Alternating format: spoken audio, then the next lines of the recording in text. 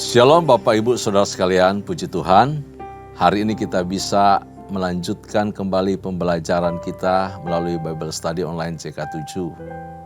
Nah, Ayub pasal 29 akan menjadi fokus pembacaan kita pada hari ini, yaitu mengenai kemuliaan yang dimiliki oleh Ayub dahulu dan kesengsaraan yang sekarang ini. Mari kita masuk hadirat Tuhan. Sebelum kita menikmati proses pembelajaran ini, kita minta supaya kuasa Tuhan turun atas kita, mengurapi dan memberkati kita. Kita naikkan pujian, penyembahan di hadirat Tuhan dengan hati yang tulus. Kita rindukan Tuhan memimpin dan memberkati kita.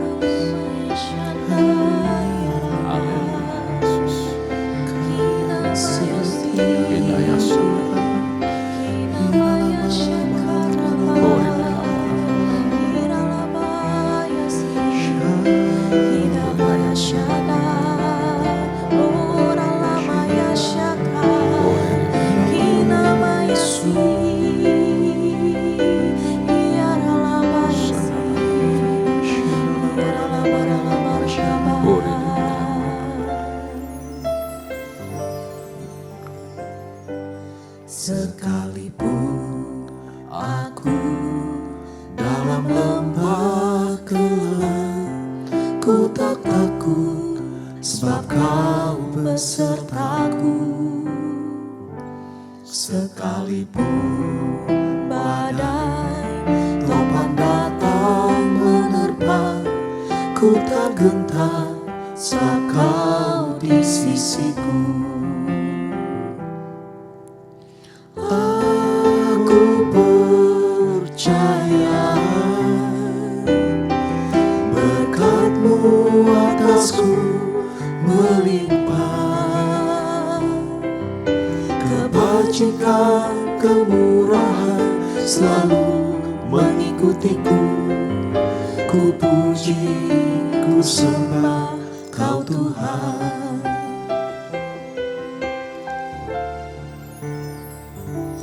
Sekalipun aku dalam lembah gelap, ku tak takut sebab Kau besertaku.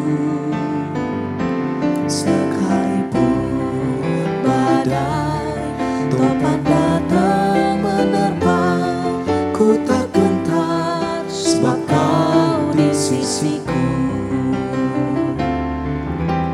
Aku percaya berkat-Mu atasku melimpah, kebajikan, kemurahan selalu mengikutiku. Ku puji, ku sembah Kau Tuhan. Aku percaya berkat-Mu atasku melimpah, kebajikan, kemurahan selalu mengikutiku. Ku puji, ku sembah Kau Tuhan. Aku percaya berkat-Mu atasku melimpah, kebajikan, kemurahan selalu mengikutiku. Ku puji, ku sembah Kau Tuhan. Aku percaya berkat-Mu atasku melimpah, kebajikan, kemurahan selalu mengikutiku. Ku puji, ku sembah Kau Tuhan. Aku percaya berkat-Mu kasih melimpah, kebajikan kemurahan selalu mengikutiku. Ku puji, ku sembah Kau Tuhan. Ku puji, ku sembah Kau Tuhan. Ku puji, ku sembah Kau Yesus.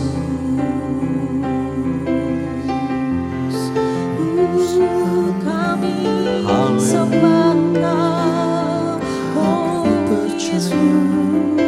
Kami percaya Kinamaya Shaka, Kinamaya Sirabo, Kinamaya Shanda, Yerebaya Sharabaya Si,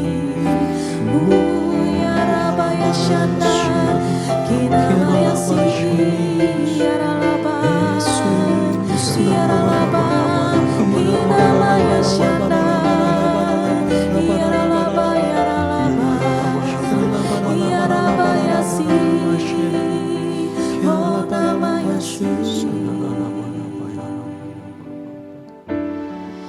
Yeremaya Shana, Yarabaya So, Yarabaya Si.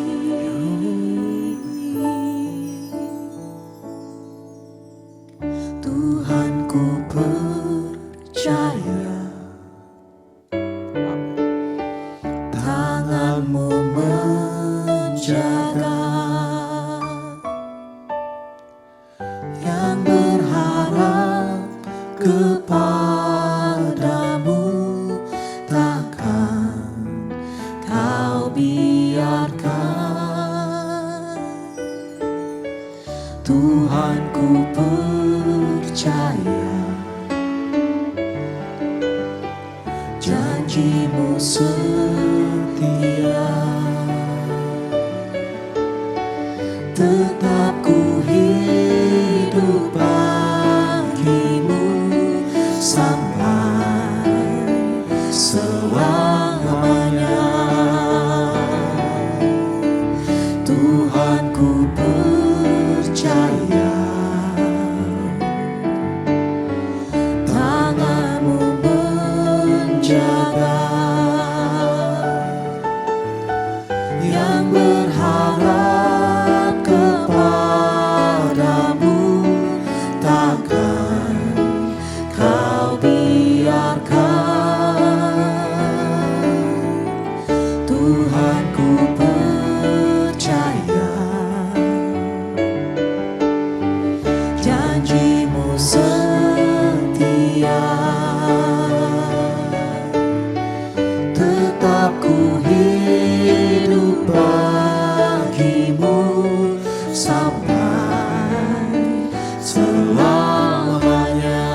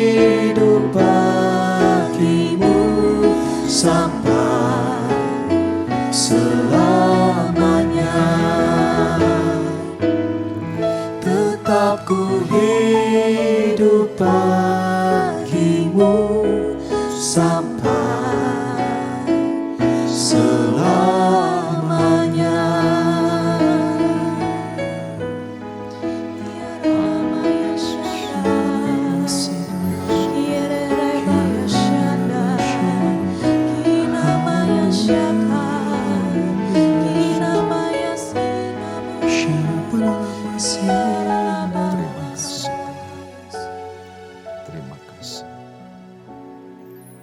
Terima kasih Bapa. Terima kasih untuk kasih penyertaan Tuhan dalam kehidupan kami. Terima kasih untuk kehadiran Tuhan dalam sepanjang perjalanan hidup ini. Baik dalam keadaan suka maupun duka. Baik keadaan yang baik maupun buruk, Tuhan tidak pernah meninggalkan kami. Terpuji nama-Mu ya Tuhan. Terima kasih untuk kesetiaan-Mu. Terima kasih untuk pertolongan Tuhan. Terima kasih untuk kuasa-Mu yang terus melingkupi kehidupan kami. Terpuji nama-Mu Bapa, berkati perenungan kami akan kebenaran firman-Mu pada hari ini. Kuduskan kami semua, urapi kami, mampukan kami melakukan firman-Mu dalam kehidupan setiap hari. Dalam nama Yesus, berbicara kepada kami lewat pembacaan firman Tuhan di dalam Ayub pasal 29 ini. Kami bersyukur, kami berdoa. Dalam nama Yesus, haleluya, amin, amin. Puji Tuhan, Bapak Ibu kekasih dalam Tuhan. Mari kita buka Alkitab kita bersama-sama di dalam Ayub pasal yang ke-29 yang menjadi fokus bacaan kita pada hari ini. Nah, dalam buku Alkitab saya, pasal 29 dari kitab Ayub ini terdapat di dalam halaman 565. Saya akan pandu kita untuk membaca bagian ini. Kita akan baca lebih dahulu ayat pertama sampai ayatnya yang ke-6. Ayat pertama sampai ayat yang ke-6. Demikian firman Tuhan, kemuliaan yang dahulu dan kesengsaraan yang sekarang. Maka Ayub melanjutkan uraiannya. Kiranya aku seperti dalam bulan-bulan yang silam, seperti pada hari-hari ketika Allah melindungi aku. Ketika pelitanya bersinar di atas kepalaku, dan di bawah terangnya aku berjalan dalam gelap. Seperti ketika aku mengalami masa remajaku, ketika Allah bergaul karib dengan aku di dalam kemahku. Ketika Yang Maha Kuasa masih beserta aku dan anak-anakku ada di sekelilingku.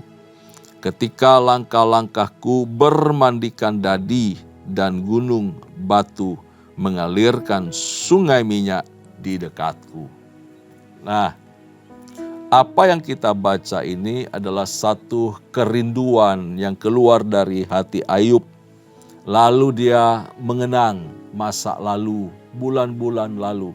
Sebelum semua peristiwa bencana, penderitaan hidup menimpa dirinya. Kehilangan semua yang dimilikinya, termasuk kesehatan dan bahkan sahabat-sahabat. Ayub itu terkenang kepada masa keemasannya saat dia masih muda di waktu-waktu lalu. Suatu kehidupan yang sangat-sangat mengagumkan dari seorang Ayub. Pasal 29 ini merupakan penggambaran kejayaan, kemuliaan yang dimiliki oleh Ayub sebelum masa penderitaannya. Ini pengungkapan yang sangat luar biasa. Saya kalau baca pelan-pelan sambil menyimak baru sungguh-sungguh menyadari, wow, hebat sekali seorang Ayub ya.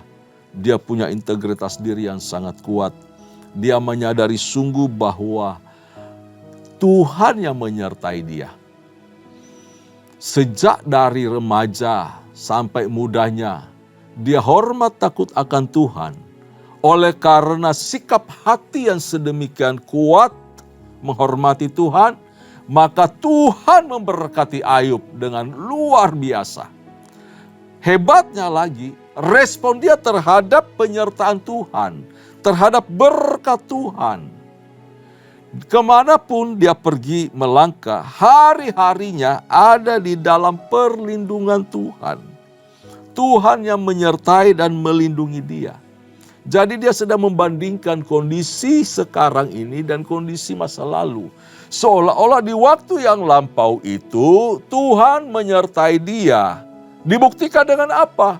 segala berkat-berkat yang banyak, berkat-berkat jasmani, hikmat, pengertian.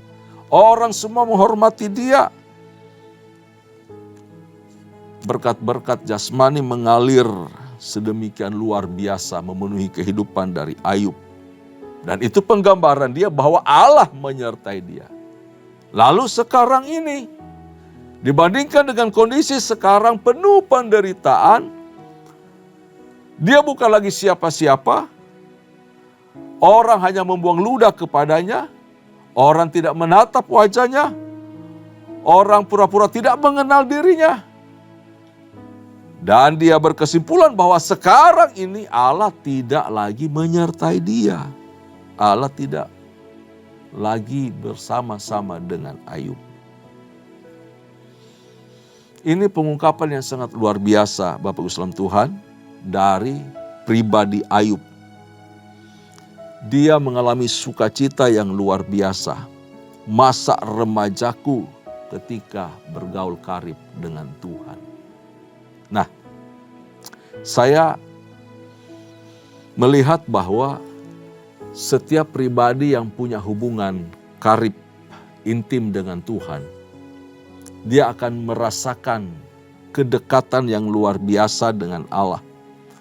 Dia akan menikmati bahwa setiap langkah perjalanan hidupnya dalam penyertaan Tuhan. Di masa itu, Ayub tidak takut dengan kegelapan. Ayub tidak takut dengan ancaman. Ayub tidak takut dengan namanya kekurangan. Kenapa? Tuhan sanggup memenuhi. Dengan kata lain, baik di situasi dia ada di atas bukit maupun ketika dia ada di lembah, Tuhan tetap menyertai dia. Tuhan tetap memberkati Ayub. Dikatakan di ayat yang kelima tadi, ketika Yang Maha Kuasa masih beserta aku, dan anak-anakku ada di sekelilingku. Ayub mengalami berkat Tuhan melimpah akibat hubungan pribadi dengan Tuhan, tetapi juga dirasakan bersama-sama oleh istri dan anak-anaknya. Anak-anaknya ada di sekelilingnya, itu menjadi sukacita yang luar biasa bagi Ayub. Kenapa? Dia bisa mengajarkan hormat takut akan Tuhan kepada anak-anaknya dan menikmati indahnya hidup rumah tangga yang diberkati oleh Allah. Ini hebat sekali, keluarga yang luar biasa. Kalau kita perhatikan pengungkapan Ayub di sini. Ketika langkah-langkahku bermandikan dadi dan gunung batu mengalirkan sungai minyak di dekatku. Ini bicara penghasilan Ayub dari pemerahan minyak zaitun. Minyak zaitun. Karena alat pemerahannya terbuat dari batu. Sehingga dari batu itu keluar minyak-minyak yang memberkati kehidupannya, memperkaya dia lebih lagi. Wow, hidup yang sangat diberkati. Tapi Ayub menandaskan sekali lagi bahwa akibat dia intim dengan Tuhan, bergaul karib dengan Allah, maka berkat Tuhan turun atasnya. Ini rahasia hidup dalam kelimpahan Tuhan adalah intim dengan Tuhan, bergaul karib dengan Tuhan. Dampaknya adalah pemeliharaan yang luar biasa. Yang kedua, sukacita mengalir melimpah dalam kehidupan kita. Kalau pemeliharaannya itu tak pernah mengenal yang namanya musim gugur atau musim semi, musim kemarau ataupun musim hujan. Tak pernah mengenal musim-musim seperti itu. Allah tetap memelihara. Dalam kondisi susah maupun senang, Allah hadir menyertai dan memelihara. Tetapi yang luar biasa, sukacita yang dibagikan di tengah-tengah keluarga. Dan keluarga ini memuliakan Tuhan. Hebat sekali. Itu yang dialami oleh Ayub di masa mudanya. Diberkati dengan berkat materi, tapi jiwanya juga meluap dengan sukacita. Karena bukan saja pribadinya yang diberkati, namun orang-orang terdekatnya, keluarganya, rumah tangganya diberkati oleh Tuhan. Nah, jadi pertama, mari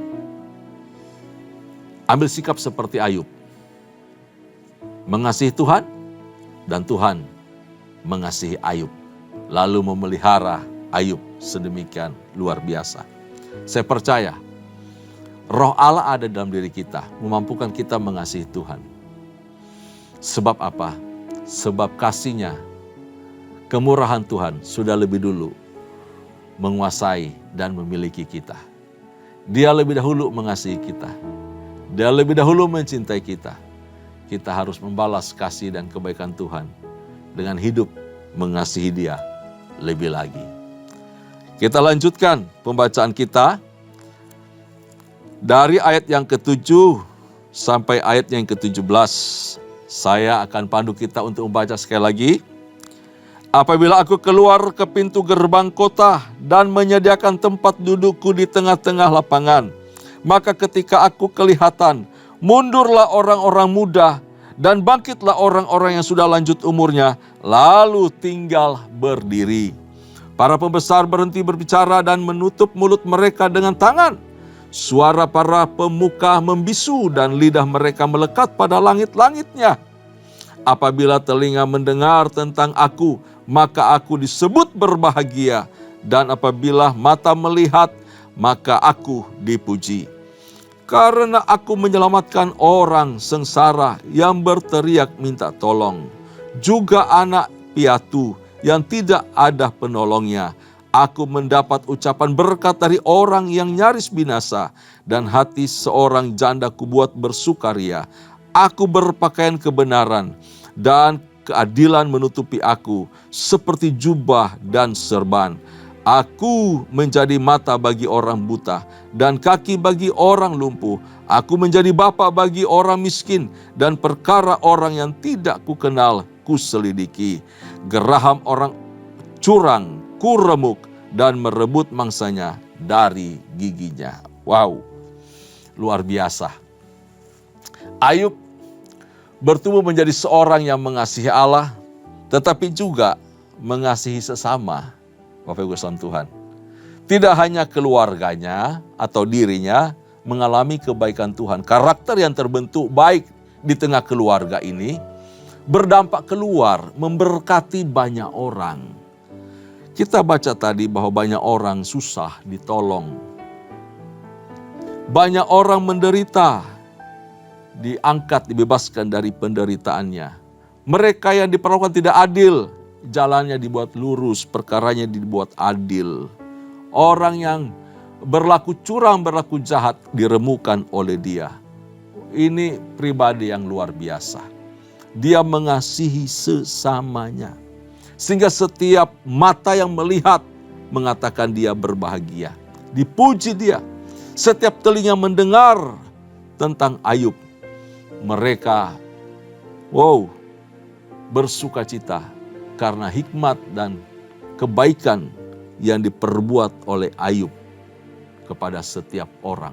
Dia menolong orang-orang yang menderita, ditolong, dihibur. Dia berada di tengah-tengah orang yang susah.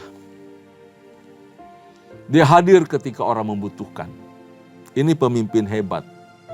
Saya kira dari bacaan ini saja sudah cukup memperingatkan kita, memanggil kita para pemimpin untuk bisa mempertegas panggilan kita. Kalau kita seorang pemimpin, mari belajar untuk hormat takut Tuhan, dan yang kedua, kasihi sesama. Lindungi jemaat Tuhan. Kasihi jemaat Tuhan. Ya. Perbaiki hidup kita lebih sungguh untuk punya hati peduli kepada kekurangan orang. Peduli kepada orang-orang lemah. Peduli kepada orang-orang tertindas. Itu panggilan Tuhan buat gereja Tuhan. Lebih khusus kepada para pemimpin gereja. Hiburkan mereka yang susah. Dan jauhkan kejahatan dari seluruh hidup kita. Kalau lihat ada tindakan-tindakan kejahatan yang tidak beres, tidak adil, kita harus berani menentang, kita harus berani bicara. Itu yang Ayub lakukan. Tetapi ada kualitas berikutnya. Bukan saja peduli kepada sesama, namun hikmat. Ini poin ketiga. Ayub itu punya hikmat yang luar biasa.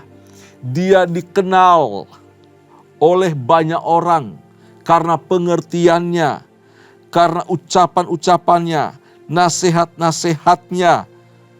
Itu membangkitkan orang, menggairahkan hidup orang, memberikan solusi. Wow, setiap nasihat disampaikan oleh Ayub, para pembesar kota terdiam. Orang-orang muda langsung mundur. Ini orang berhikmat sekali. Ini orang perkataannya diurapi oleh Tuhan. Keren banget. Orang muda, orang tua, orang dewasa menghormati Ayub. Keren banget ini pribadi. Dia berada di tengah lapangan. Karena di zaman dahulu proses peradilan ada di pintu kota. Ketika Ayub mulai berbicara, orang tidak akan berani menyela. Selesai dia berbicara, tidak ada orang menyahut atau membantah. Tutup langsung. Benar apa yang dikatakan Ayub. Tepat solusi yang diberikan. Wah, itu keren. Ini orang terkenal kemana-mana oleh karena hikmat, oleh karena bijaksananya, dan kerendahan hatinya mau menolong sesama. Hebat ya. Orang jadi segan kepada Ayub. Ayub pada masa mudanya dianggap seperti seorang raja. Dan dia melihat sendiri. Dia seperti seorang raja duduk di singgasana. Dan memerintah dengan adil, dengan benar. Pantasan Ayub tidak terima dengan kondisi yang dialaminya saat ini. Saat sekarang. Dia membandingkan itu. Sekiranya hal itu bisa kembali terulang lagi. Dia mengharapkan itu. Ya. Dan hidupnya kembali menjadi kesukaan dari banyak orang.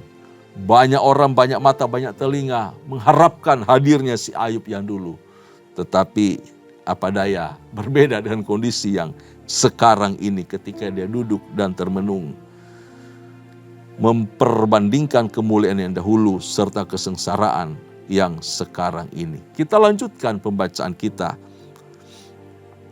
Ayat 18 sampai ayat 25. Pikirku bersama-sama dengan sarangku, aku akan binasa dan memperbanyak hari-hariku seperti burung feniks. Ini kondisi di ayat 18 ini digambarkan, dia punya pemikiran menggambarkan dirinya seperti burung feniks. Burung feniks itu adalah burung yang menjadi mitologi dari bangsa Mesir yang punya usia 500 tahun sampai 1400 lebih. Ini burung berarti usia panjang ya. Nah, burung feniks kalau sudah memasuki masa tua dan kepengen mau hidup lebih lagi menjadi baru, dia akan membongkar bangkir dia punya sarang lalu membakar dia punya diri. Karena burung feniks ini digambarkan seperti cahaya ya, terang. Sehingga dari mulutnya bisa keluar api. Karenanya itu dalam mitologi bangsa Mesir ini burung feniks akan membakar dirinya dan membakar sarangnya bersama dengan semua yang ada di sekitarnya terbakar dan menjadi abu. Setelah menjadi abu, maka terjadi reinkarnasi seperti itu dipercaya ya oleh orang Mesir. Akan lahir, akan tumbuh atau akan muncul feniks yang baru, feniks yang muda. Wah, Ayub menggambarkan dirinya seperti itu. Sekiranya saya bisa mati sekarang dengan semua yang telah habis lebih dahulu, tinggal aku sendiri. Aku mengharapkan aku tumbuh lagi. Aku hadir lagi, aku pulih kembali dan menjadi baru, menjadi mudah, menjadi kuat. Lalu melanjutkan tugas seperti dahulu yang telah dia lakukan. Itu dari ayat 18. Kita lanjutkan. Ayat 19. Akarku mencapai air dan embun bermalam di atas ranting-rantingku. Kemuliaanku selalu baru padaku dan busurku kuat kembali di tanganku. Kepadakulah orang mendengar sambil menanti. Dengan diam Mereka mendengarkan nasihatku. Sehabis bicaraku, tiada seorang pun angkat bicara lagi. Dan perkataanku menetes ke atas mereka.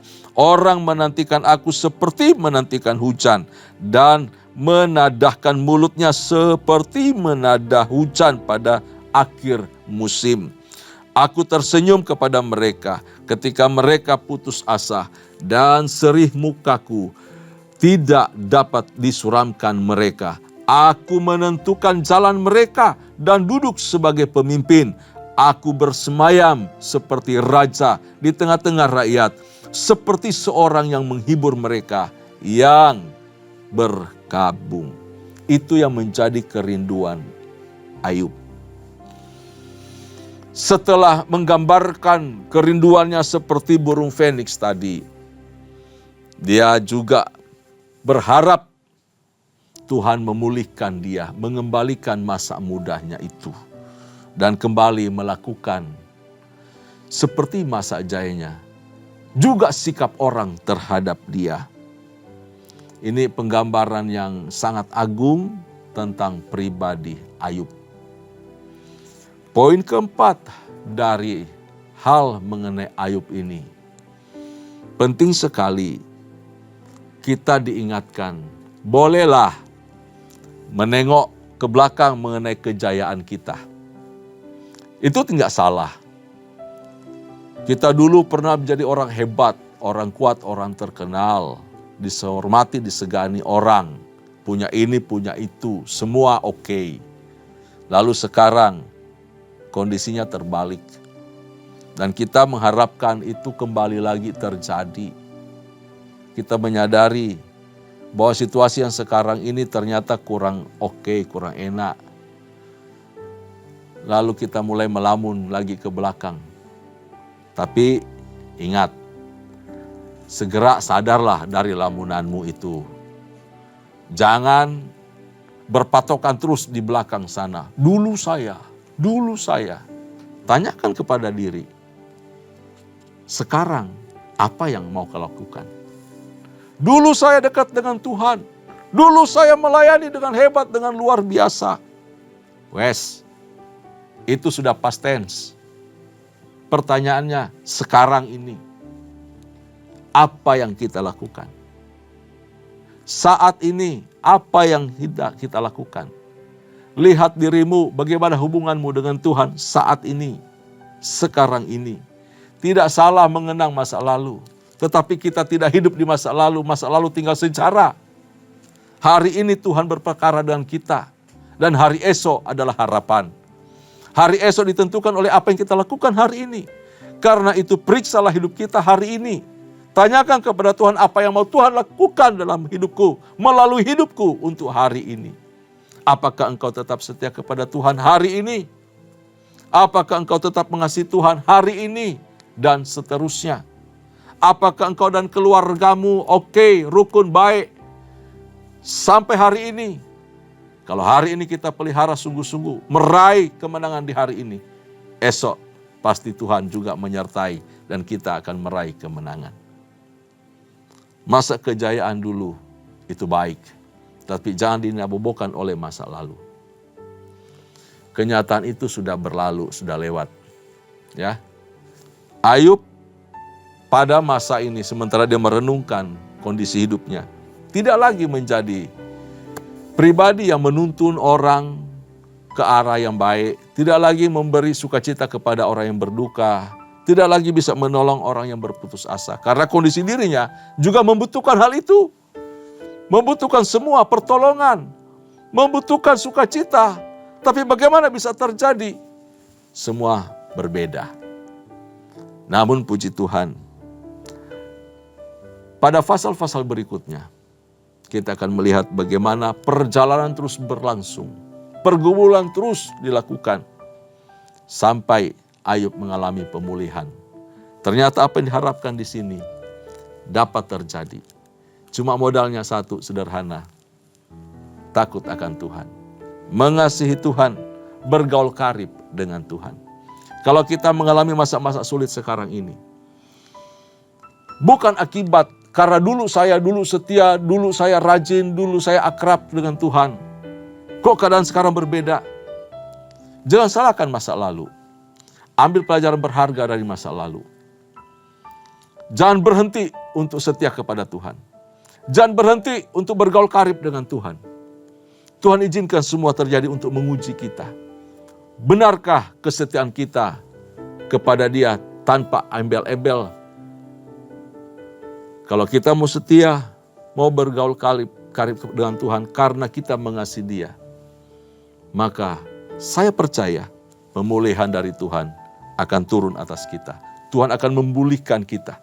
Tuhan akan mengembalikan masa muda kita seperti kekuatan Raja Wali. Pulih kembali, bangkit kembali, dan memuliakan Tuhan.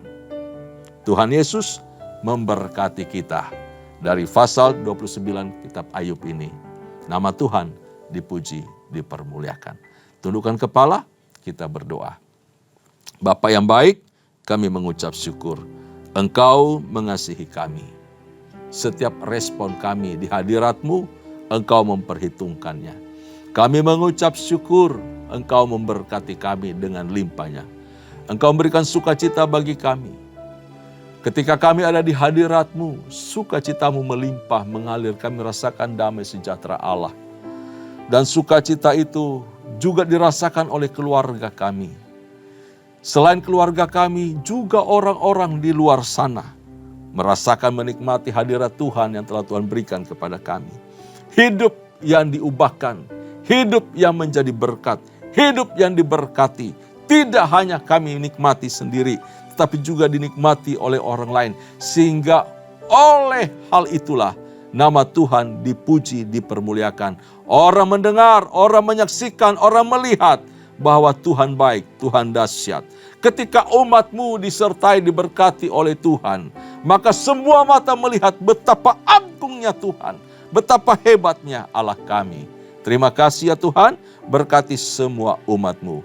Jadikan kami berkat dari setiap panggilan Tuhan yang Tuhan berikan kepada kami dan apa yang bisa kami kerjakan, biar kiranya kami maksimalkan untuk hormat kemuliaan bagi nama-Mu. Di dalam nama Yesus Kristus Tuhan, kami bersyukur, kami berdoa. Kekasih-kekasih Tuhan, mari arahkan hatimu di hadapan Tuhan. Anugerah serta berkat yang melimpah dari Allah Bapa, kasih sayang di dalam Kristus Yesus Tuhan, serta persekutuan yang manis dengan Allah Roh Kudus, kiranya menyertai kita mulai hari ini sampai parusia Tuhan datang pada kali yang kedua, bahkan sampai selama-lamanya. Setiap kita yang percaya sama-sama katakan amin. Amin. Tuhan Yesus memberkati kita semua. Haleluya.